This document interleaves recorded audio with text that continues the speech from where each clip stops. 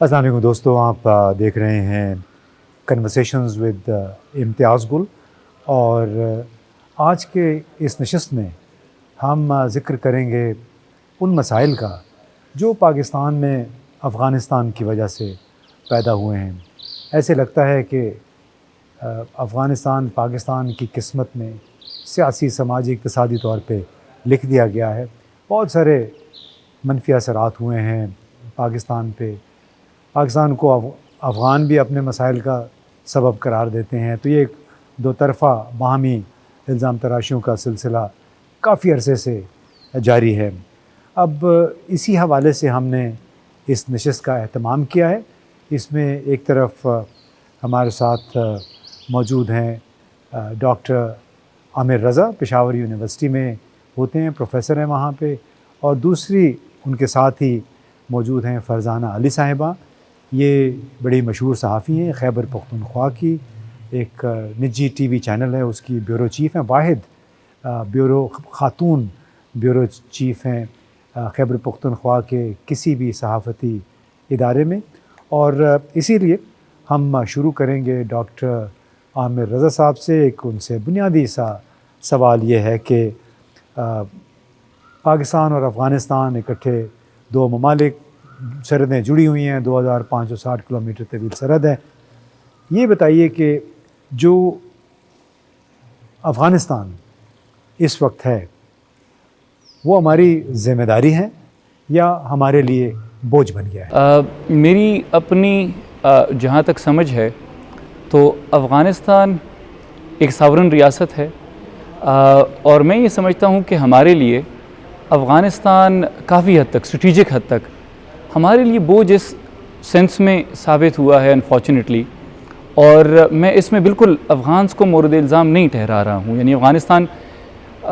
بذات خود بھی جو بین الاقوامی سیاست ہے اس کا وکٹم رہا ہے، لیکن اس کا جو بائی پروڈکٹ ہے، جو بھی افغانستان میں صورتحال رہی ہے، پہلے سوویت انٹرونشن، بلکہ سوویت انٹرونشن سے پیچھے چلے جائیں کہ جب سردار داؤد خان نے اپنے کزن ظاہر شاہ کو جب اس نے ریپلیس کیا، تو ان تمام ایونٹس کا اثر جو ہے وہ پاکستان کے اوپر پڑا۔ پاکستان نے جب 1979 میں پھر سوویت انویژن ہوتی ہے، اور یہاں پہ جو سیکیورٹی سرکلز ہیں ان میں یہ ایک فیلنگ ڈیولپ ہوتی ہے کہ جی افغانستان اصل ٹارگٹ نہیں ہے سوویت یونین کا، جو اصل ٹارگٹ ہے وہ پاکستان ہے۔ اور پھر جب اس میں پاکستان انگیج ہوتا ہے اور اس کا جو ہماری سوسائٹی پہ اثر ہوا، اور اس کے نتیجے میں جو نہ صرف یہ کہ ہمارے یہاں ریڈیکلائزیشن بڑی، مذہبی انتہا پسندی خصوصی طور پہ، اس کے نتیجے میں جو امن و امان کی سچویشن پاکستان میں ڈیولپ ہوئی، اس کے نتیجے میں پاکستان جو گریٹ پاور پالیٹکس جو ہے اس کے جو سینٹر سٹیج پہ آیا، اور اس میں جو ہم نے دشمنیاں مول لیں۔ پھر اس سے آگے جب ہم آتے ہیں پھر یہ 9/11 والا واقعہ۔ اب 9/11 والے واقعے سے پاکستان کا براہ راست کوئی تعلق نہیں ہے، یعنی مڈل ایسٹرن لوگ ہیں جس میں سے زیادہ تر سعودی ہیں اور افغانستان میں وہ بیسڈ ہیں، لیکن جیسے وہ آپ والے سوال سے ہی کہ پاکستان کے لیے وہ بوجھ اس سینس میں ثابت ہوا کہ پاکستان کو ایک ایسے ایشو پہ ڈیسیجن لینی پڑی اور پوزیشن لینی پڑی جو کہ آسان نہیں تھا ہمارے لیے۔ جی عامر، بالکل آپ ٹھیک کہہ رہے ہیں۔ جو کچھ میڈیا میں بھی ہم سن رہے ہیں، دیکھ رہے ہیں کہ سوچ منفی ہو گئی ہے کافی حد تک، خاص طور پہ پاکستان میں اور خیبر پختونخوا یا بلوچستان میں افغانوں کے حوالے سے۔ تو فرزانہ آپ بتائیے، آپ نے تو چونکہ ٹریول بھی بہت کیا، افغانستان بھی گئیں، اور پھر یہاں بھی آپ نے افغانستان کے ایشو کو، سرحد کے ایشو کو، یعنی سرحدی علاقوں میں جو کچھ ہوتا ہے اس کو کافی کور کیا ہے۔ تو یہ جو سوچ کا ارتقاء ہوا ہے کہ کبھی ہم ان کے بڑے اچھے میزبان تھے، آپس میں بڑی دوستیاں تھیں، مگر اب وہ کھچاؤ سا، تناؤ سا آ گیا ہے، تو اس کی وجہ کیا ہے؟ دیکھیے، میرا تعلق چونکہ بنیادی طور پر ڈیرہ اسماعیل خان سے ہے، اور وہ ایک سرائی کی سوسائٹی تھی۔ اگر میں آپ کو پیچھے کی طرف لے جاؤں، 80 کی دہائی میں جب ہم اسکول میں پڑھتے تھے، اور اس طرح سے جب افغان महाजरीन आए तो वो ज़ाहिर है साउथ और फिर उससे नीचे टांक और डेरा इस्माइल खान में भी आए, तो हमारे सराइकी कल्चर में उनके लिए एक्सेप्टेबिलिटी बिल्कुल नहीं थी, बल्कि उनको बहुत आप कहें कि मनफी रवैये होते थे, बहुत बुरी नज़र से देखा जाता था, कहा जाता था कि ये लोग तो हमारी सोसाइटी को ख़राब करने के लिए आ गए हैं। फिर आपने देखा कि जिस तरह से दहशतगर्दी और ये मामलात हुए तो वो सोच एक पक्की हो गई। अच्छा, फिर मेरी जो लड़कपन का काफ़ी हिस्सा जो है वो कुरम में गुज़रा, तो फिर हमें एहसास हुआ कि ये भी पख्तून हैं और इनके साथ जो मसाइल हैं तो वो डिफरेंट है। तो आपका एक एवोल्यूशन हो रही थी, यानी कि मेरी सोच की एवोल्यूशन हो रही थी, क्योंकि मैं उनको मुख्तलिफ तरीके से देख रही थी कि अच्छा इनके साथ चूँकि इन्वेजन हुआ तो इसलिए ये बेचारे यहाँ आ गए। और ये तो फिर मुझे याद है कि जब हम जाते थे और मेरी नानी जो थी वो बड़े अजीब से तरीके से इनको याद करती थी, यहाँ आते थे तो वो उनके रिमार्क्स कुछ मुख्तलिफ होते थे, मैं उनको समझा रही होती थी कि नहीं बेचारे लोग हैं, ये है वो है। लेकिन फिर मैं जब पेशावर आ गई और उसके बाद हमने देखा कि 9/11 हुआ और ये सारे मसाइल हुए, तो मुझे फिर पेशावर की सोसाइटी में भी, मतलब मैंने एज ए जर्नलिस्ट काम करना शुरू कर दिया, तो मुझे पख्तूनख्वा के बाकी हिस्सों में भी सेम फीलिंग आने लग गई कि वो कहने लगे कि ये अफ़गानों की वजह से या सरहद पार से आने वाले लोगों की वजह से हमारे ऊपर ये सारे मसाइल आए हैं। अच्छा, मैं आपको एक और दिलचस्प बात बताऊं कि मैं जब यहाँ आई तो मैंने देखा कि पेशावर के कल्चर में इनका कल्चर जो है वो न जाने क्यों लेकिन मुझे हावी नज़र आता था। मिसाल के तौर पर ये जो पर्शियंस थे वो ज़्यादा उनके अपने ब्यूटी पार्लर हुआ करते थे, उनके अपनी जो ड्रेसेस के एक वो हुआ करते थे। मुझे एक दो ज़ाहिर है मैं जर्नलिस्ट थी, शादियों में जाने का जब इत्तफाक हुआ तो मैंने देखा कि उनकी वो शादियाँ बिल्कुल एक मुख्तलिफ स्टाइल से होती थी, तो वो जो एक डिफरेंट कल्चर था वो हमें प्रिवेल करता हुआ नज़र आया। अच्छा, फिर आपने देखा कि 9/11 के बाद तो बिल्कुल ही दहशतगर्दी हमारे ऊपर आ गई, तो हर दूसरा वाक़या जो है वो पड़ोस से जोड़ दिया जाता था, तो वो एक्सेप्टेंस जो थी वो मज़ीद कम होती गई। और आज अगर मैं आपको ये कहूँ कि जब ये मामलात हो रहे थे पड़ोस में, उस सरहद के पार तब्दीली आ रही थी या जो भी मामलात हो रहे थे, तो हमारे यहाँ जब लोगों से हम बात करते थे वो कहते थे अब इनको नहीं छोड़ना, अब इनको नहीं छोड़ना, क्योंकि इन्होंने हमारी सोसाइटी को ये कर दिया वो कर दिया। तो मुझे ऐसे लगा कि भले ही वो बहुत ज़्यादा तादाद में पख्तून यहाँ थे, वो रच बस गए, 25-25 साल हो गए हमारे पड़ोस में वो लोग रहते हैं, लेकिन कबूलियत इनको नहीं मिली। बिल्कुल आपने सही कहा कि एक मनफी सोच का इर्तिका हुआ है, लेकिन आमिर आप बताइए कि क्या जो फरजाना कह रही हैं वो दुरुस्त है कि अफ़गानों के साथ एक अफ़गान कल्चर भी आया, रंग आए, नए salon, hair salon, beauty salon,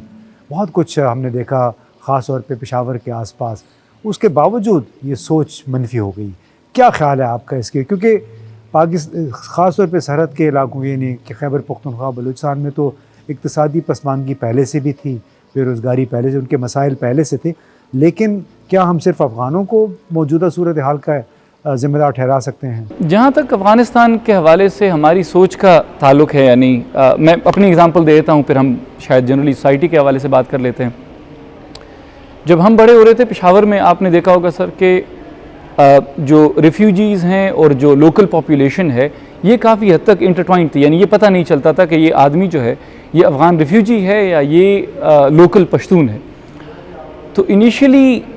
हमारा अफ़गान्स के हवाले से जो एटीट्यूड था वो ये नहीं था कि ये एक फ़ॉरेन मुल्क है जिससे लोग यहाँ पे आए हुए हैं, क्योंकि वो अफ़गान्स के साथ एक बड़ा ही रेगुलर एक इंटरेक्शन उस लेवल पे होता रहा। जो मेरे ख़्याल में जो टर्निंग पॉइंट हमारे लिए, हमारी इस जनरेशन के लिए जो इस मसले के साथ बड़े हुए हैं, जो आया है वो ये सितंबर 11 के बाद आया है कि जहाँ पर अफ़गानिस्तान में जो हुकूमत इंस्टॉल हुई उसका और पाकिस्तान में जो हुकूमतें मौजूद थी उनके दरमियान जो ताल्लुकात थे उनमें हमें वो वर्किंग रिलेशनशिप शायद उस लेवल पे नज़र नहीं आता, जो कि पहले शायद सोसाइटी के लेवल पे इतना नहीं था, लेकिन आहिस्ता आहिस्ता वो सोसाइटी के लेवल पे भी परमिएट करता रहा। और अब मुझे ये नज़र आता है कि सोसाइटी में अफ़गानिस्तान के हवाले से और अफ़गान्स के हवाले से जो मनफियत है, जो सोच है लोगों की, उसमें ख़ासी तब्दीली आई है। अब वो चीज़ आपको सोसाइटी में नहीं नज़र आती کہ جو پہلے جو میں بات کر رہا تھا کہ آپ کو یہ پتہ نہیں چلتا تھا کہ یہ لوکل پشتون ہے یا یہ افغان ہے، اب بڑا وہ لائنز جو ہیں وہ بڑی کنکریٹ ہو گئی ہیں، بڑا لوگ جو ہیں وہ کلیئرلی یہ سمجھتے ہیں کہ جی یعنی پاکستان کی طرف لائلٹی اور افغانستان کی طرف لائلٹی جو ہے یہ ایک طرح سے ٹیسٹ سمجھا جاتا ہے، یعنی ایک عام اگر پارلنس میں اس کو لوں۔ فرزانہ یہ بتائیے کہ یہ میڈیا کی نظر سے اگر آپ اس معاملے کو دیکھیں تو الزام ادھر سے گیا ادھر سے آیا، شکوہ ہوا، جواب شکوہ ہوا، تو میڈیا کی نظر میں یہ صورتحال آپ کے خیال میں کیسی ہے؟ کیا یہ مناسب شکوہ جواب شکوہ ہوتا ہے؟ میں آپ کو اتنی بات بتاؤں کہ جب تواتر کے ساتھ دہشت گردی پختونخوا میں ہو رہی تھی، اور اسپیشلی جب ہم پشاور میں اس کو کور کرتے تھے، آپ کو یاد ہوگا کہ ہر روز 2-3 دفعہ دھماکے ہو جایا کرتے تھے، تو رپورٹروں کی یہ عادت بن گئی تھی کہ وہ جب بھی بیپر دے رہے ہوتے تھے تو پہلا جملہ یہی ہوتا تھا کہ جی افغان نمبر سے کال آئی تھی۔ اگر ہم ایکسٹورشن کے کیسز کو، بھتہ خوری کے کیسز کو دیکھیں، اور وہ جو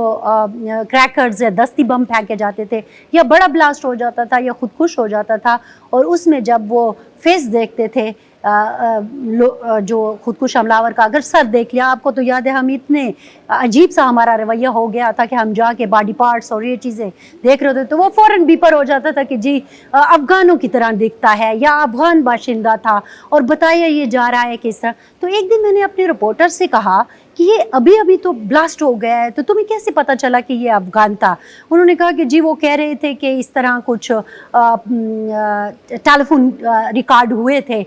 کہ اس طرح کی بات ہو رہی تھی کہ افغانستان سے کچھ سوسائڈر چل پڑے ہیں۔ تو میں نے کہا پھر تمہیں کیسے پتا کہ یہ وہی والا تھا؟ تو یہ پھر ان کو ہمیں سینسٹائز کرنا پڑا اپنے رپورٹروں کو کہ نہیں، اس طرح سے ہم نے نہیں کہنا۔ اچھا، پھر آپ کو میں ایک دلچسپ بات بتاؤں کہ پھر ہم نے یہ جو BDU کے AIG تھے، ان سے ہم نے بہت سارے سیشن لیے اور ان سے پوچھا کہ یہ فیس دے کر ہم کہہ دیتے ہیں کہ یہ ازبک تھا، یہ تاجک تھا، یہ اس طرح، تو وہ کہا کرتے تھے کہ دیکھیے، پھر انہوں نے ہمیں سمجھایا کہ جب جیکٹ ایسے پھٹے گی تو پھر فیس اس طرح ہو جائے گا، تو وہ ہونٹ موٹے ہو جائیں گے، نہ کھول جائے گا۔ تو پھر جا کے ہمیں احساس ہوا کہ نہیں بھائی، ادھر بریک لگانی ہے، اس طرح ایک دم سے کسی کو نہیں کہنا کہ یہ افغان ہے۔ لیکن ہمارا المیہ تو بہرحال رہا ہے کہ جب ہم پولیس سے بھی پوچھتے تھے یا ذرائع جسے ہم کہتے ہیں، تو وہ تھوپ دیتے تھے کہ ایسا ہے۔ امتیاز صاحب، اصل میں مجھے اپنے یہ 25 سال ہو گئے ہیں اس جرنلزم میں، اور تقریباً 20 سال تو میں نے میرا خیال میں دہشت گردی میں ہی کور کرتے گزار دیے۔ مجھے ایسے لگتا ہے کہ افغانستان اور پاکستان کے لوگ اپنے ساتھ ہونے والے معاملات کو ایک دوسرے کا گناہ سمجھ کے چل رہے ہیں، اور انہوں نے کہیں بیک اپ دا مائنڈ یہ ہم نے طے کر لیا ہے کہ ہمارے ساتھ جو کچھ ہو رہا ہے وہ افغانستان کی وجہ سے ہو رہا ہے، اور افغانستان کے لوگوں کو لگتا ہے کہ جو کچھ ان کے ساتھ ہوا ہے وہ ہمارے پالیسی سازوں کی وجہ سے ہوا ہے۔ تو 25 سال سے رہنے والے لوگ بھی اگر ان سے دل کی باتیں کی جائے، خصوصاً میں پختون پھر بھی ڈال جاتا ہے کسی نہ کسی طرح سے، لیکن وہ آپ سے یہی شکایت کرتے آئیں گے کہ کسی بیرونی ملک میں، یورپ یا امریکہ میں چلے جائیں تو 25 سال میں تو ان کو نیشنلٹی بھی مل جاتی ہے، اور آپ لوگ ہمیں ابھی تک نہیں قبول کر رہے۔ تو back up the mind in کے بھی یہی چیز ہوتی ہے، حالانکہ ہماری ساری تباہی کی وجہ بھی آپ ہی ہے۔ تو یہ جو جی ایک دوسرے کو بلیم گیم جو ہے وہ پرابلم ہے۔ اچھا عامر، یہ بتائیے گا کہ جو دونوں طرف سے الزامات کا سلسلہ جاری ہے، اور 15 اگست کے بعد یعنی جب طالبان دوبارہ اقتدار میں آئے ہیں، حالات میں تبدیلی نہیں ہوئی، ویسی تشنج، ویسی کشیدگی دونوں کے درمیان باقی ہے، تو اس صورتحال میں کیا سول سوسائٹی کا رول کوئی رہ جاتا ہے؟ کوئی یعنی میڈیا اس میں اپنا کوئی کردار ادا کر سکتا ہے؟ پشتونوں کے حوالے سے دیکھا جائے تو شاید کسی ہی ملک کے لوگوں کے ساتھ ان کی اتنی سملیرٹی ہو، اتنی یکسانیت ہو جتنی کہ افغانس کے ساتھ ہے۔ تو اگر کلچر کے حوالے سے دیکھا جائے یا مذہب کے حوالے سے دیکھا جائے، پھر تو ہونا یہ چاہیے تھا کہ یعنی ایک بڑی انڈرسٹینڈنگ ہونی چاہیے تھی، اور یہ ہونا چاہیے تھا کہ وہ لوگوں میں جیسے آپ نے بڑی ایکسیپٹیبلٹی ہونی چاہیے تھی۔ لیکن جہاں تک میرا خیال ہے، ایک وہ یعنی پولیٹیکل سائنس کے اسٹوڈنٹ کی ہونے کے حوالے سے یا اس حیثیت سے، وہ یہ ہے کہ اوور ٹائم مجھے یہ لگتا ہے کہ ہمارے لوگوں کو، چونکہ جو پشتون ہے پاکستان میں، وہ بائی اینڈ لارج، بلکہ بائی اینڈ لارج کا لفظ بھی شاید درست نہیں ہوگا، وہ تقریباً یونیورسلی پاکستان میں انٹیگریٹ ہو گئے ہیں، اور انہوں نے اپنے پاکستانی ہونے کو ایکسیپٹ کر لیا ہے, اس کو انٹرنلائز کر لیا ہے. اچھا, اب دوسری طرف سے آتے ہیں یہ ایریڈنٹسٹ قسم کے کلیم آتے ہیں کہ جی ڈیورنٹ لائن نہیں ہے, اور آپ نے وہ کولوکیل قسم کی بات ہے, یعنی میں نہیں کہہ رہا کہ افغان حکومت کہتی ہے, لیکن یہ عام لوگوں کی کہ جی ڈیورنٹ لائن جو ہے یہ تو 100 سال کے لیے تھا, جی اب یہ ختم ہو گیا ہے, اور اٹک تک جو ہے یہ ہمارا ہے. تو ایک تو یہ اس طرح کا جو ڈسکورس ہے وہ یہ عام لوگوں کو اب زیادہ یہ پسند نہیں ہے پاکستان میں, اور اس طرح کی ڈسکشن جو ہے اس سے پھر یہ والی جو یہ ایک سوچ ہے یا یہ جو نفرت ہے تو یہ پھیلتی ہے. ایک تو یہ ہے. دوسرا یہ کہ جب یہ امریکی افغانستان میں آئے اور وہاں پہ طالبان ڈسلوج ہوئے اور اس کے بعد ریزسٹنس شروع ہوئی, تو ہم نے دیکھا کہ پاکستان میں کافی زیادہ یہ ٹیررزم کے انسیڈنٹس جو تھے تو یہ بڑھنے شروع ہوئے, اور کافی سارے ایسے تھے کہ جن کو جب ٹریس کیا جاتا تو پتہ چلتا کہ وہ افغانستان سے پلان ہوئے اور وہاں پہ. اب نہ ان میں میرے خیال سے نہ اس میں افغان حکومت کا کوئی براہ راست رول اب تک ثابت ہوا, نہ افغان لوگوں کا, لیکن عام لوگوں کے ہاں یہ کہ جی پاکستان میں اس قسم کے جو واقعات ہوتے ہیں تو اس کے تانے بانے وہاں سے جڑتے ہیں, اور اس لیے وہ جو عام لوگوں کی اپنی فہم ہے کہ جی پھر اس کا مطلب یہ ہے کہ یہ لوگ ہمارے لیے مصیبت ہیں, اور یہ پھر یہ کہ ہمارے لیے عموماً مسائل جو ہیں وہ وہاں سے جنریٹ ہوتے ہیں. اچھا فرزانہ, آپ یہ بتائیے کہ آپ کے خیال میں میڈیا یا سول سوسائٹی کا رول موجودہ افغانستان میں ہے کہ نہیں؟ دیکھیں, اگر ہم افغانستان میں بات کریں, میں تقریباً 3 دن وہاں رہی, تو وہاں تو نہ سول سوسائٹی کو بولنے کی اب اجازت ہے, بلکہ ان کی خواتین کو ٹارچر بھی کیا گیا, ان کو گرفتار بھی کیا گیا. 3 خواتین ہم میرا خیال میں آ ہی رہے تھے یا ہمارے آنے کے 2-1 دن بعد ان کو قتل بھی کر دیا گیا. میڈیا کی کچھ جرنلسٹ کو بھی مرڈر ان کا کیا گیا, ان کو وہ چھوڑنا پڑا. میں جس ہوٹل میں رہ رہی تھی ادھر کچھ ویمن جرنلسٹ سے ملی تو وہ بہت خوفزدہ تھی. وہ صرف فکسر کے طور پر انٹرنیشنل اداروں کے ساتھ کام کر رہی تھی اور بڑے چھپے ہوئے انداز میں. تو میرا خیال میں میڈیا کو تو رول آؤٹ کر دینا چاہیے, کیونکہ اب تو یہ بھی کہا گیا ہے کہ فیس بھی کور کر کے وہ اگر کوئی کام کرے گا تو کرے گا. آپ کا جو فنون لطیفہ تھا وہ ختم ہو گیا, موسیقی ختم ہو گئی. مجھے یاد ہے کہ میں جب وہاں تھی تو 2 احتجاجی مظاہروں کے اوپر اس وقت پرتشدد واقعات ہوئے, ان کو مارا پیٹا گیا, ان کو مطلب ایک قسم کا ڈسکریج کیا گیا کہ آپ سڑکوں پر نہ نکلے. اس کے بعد سول سوسائٹی خاموش ہو گئی. پھر ہم نے دیکھا کہ 16 خواتین کو جب